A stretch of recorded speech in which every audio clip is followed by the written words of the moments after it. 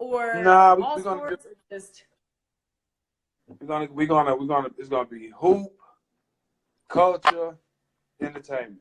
What we know best. And that's what I know best. I have a lot of friend athletes in other sports. So when we talk about other sports, I gotta have somebody from that sport on because Matt watches football. I think Matt knows more about football than I do.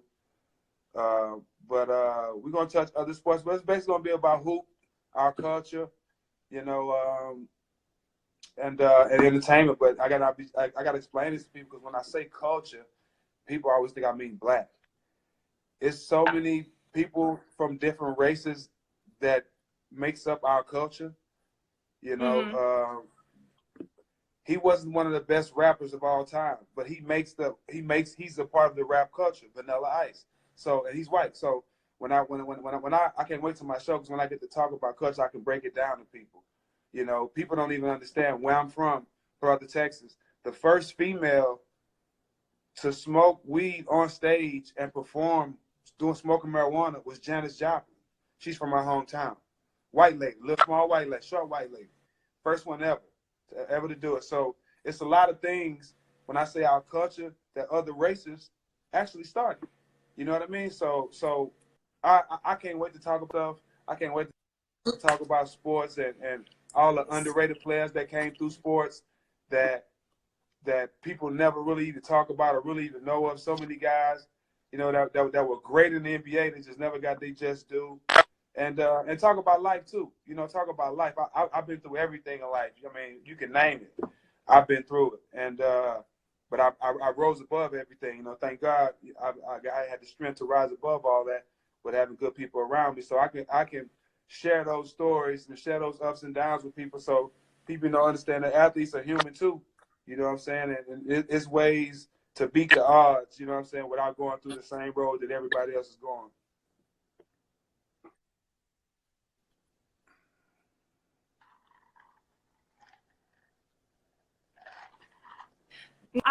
That's the thing, like, I respect the fact you really just live in who you are. And I feel like when people you because you are who you are, and that resonates so much within like not only sports culture, but you've transcended that because people are like real, like even if I don't necessarily agree with everything you say, I Right. can understand like you're at least being honest about your perspective and where you're coming from. And that's one thing too that I hope everybody can get at, because me personally, if somebody disagrees with me, I want respect. So I have to respect. I have to give respect to take to receive it. So I have to respect your opinion as well. We don't have to agree, and everybody's entitled to their own opinion. And it may be times I'm man enough to sit there and talk to somebody, and I might have an opinion on something, and I'll sit there and listen to their opinion, and they might sway my opinion because I'm open enough and I'm comfortable as a man to know that I don't know everything. So it's a lot that I can learn, and I might learn something from somebody that I disagree with. But if you don't listen, if you don't take the time to open up to do that, then you might miss a whole bunch of knowledge in your life by thinking you know it all.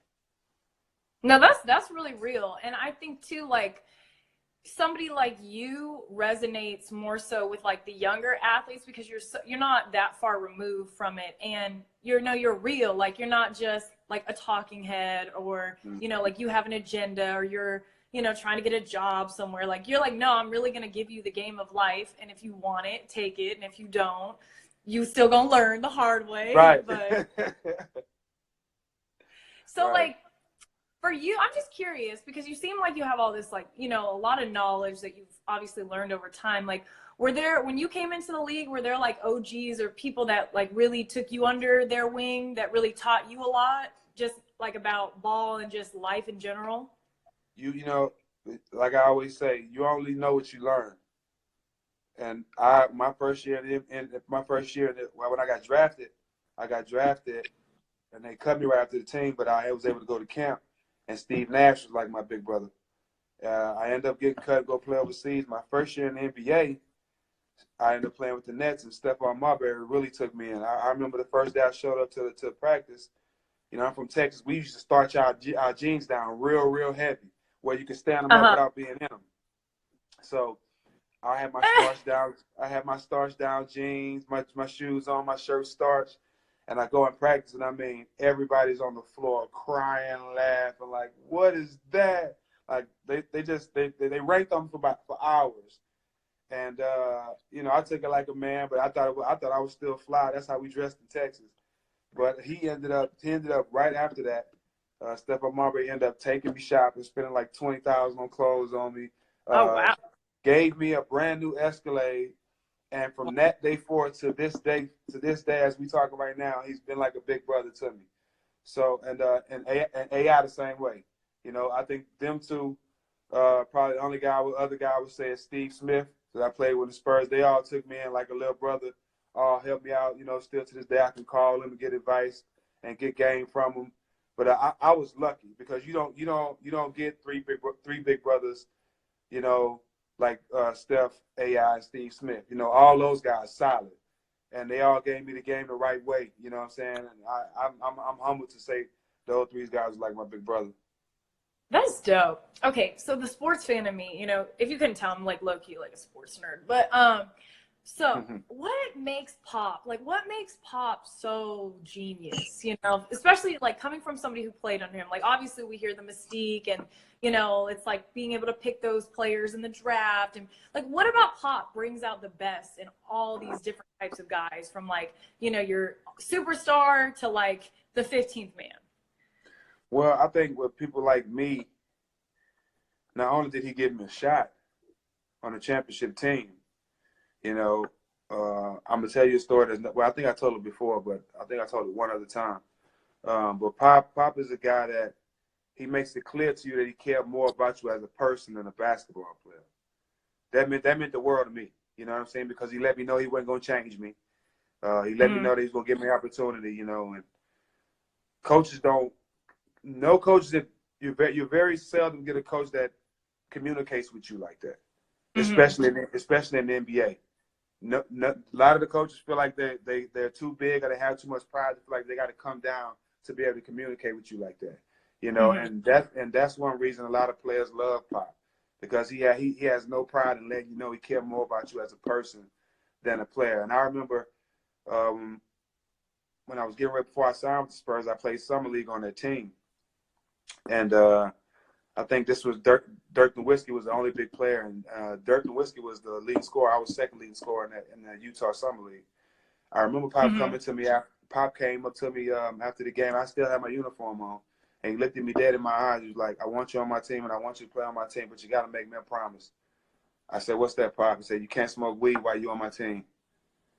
And you know, it fucked me up because I'm like, last thing I was expecting to, you know, I didn't have no clue he knew. You know what I mean? Yeah. And so, you know, I had no clue he knew. So he said that to me, and I'm like, okay, man, you won't have no problem. Of course, I lied and smoked the whole time I was there. But that made me love him. The fact, you know what I'm saying, the fact that he real like that, the fact, because I'm thinking Pop is too big to even say the word weed. He came down to my level just to communicate with me, to show me he cared about me as a person. So I think that's why a lot of players love Pop. That's dope. And even like, you know, like unfortunately, like when his wife ended up having like the outpour of just love and support, that was just like, you know, past players, current players, it really like spoke to his character and just how much like people love him just outside of the game of basketball. That it was like, okay, wherever they were at in the world, they showed up that day to like, you know, you've been there for us, we're going to be there for you. He's been strong for so many people, so many players, the whole city of San Antonio, his wife, that whole organization. He's been strong for so many people, even black people. He stand up and speak up for us when he don't have to. You know what? He be going. You know what I'm saying? I'm like him and Steve Kerr. I'm like, y'all invited to the barbecue. They're definitely invited to the barbecue, and he don't have to do that, but that's just his heart. So, and he does that for so many people. Like you said, so many people stood up for him because they never seen him hurt. He's always been so strong. You never see that type of emotion for Pop, and to know that he was really hurting, everybody fell for him. That's dope. Okay, well, rounding it out, you know, since we covered football,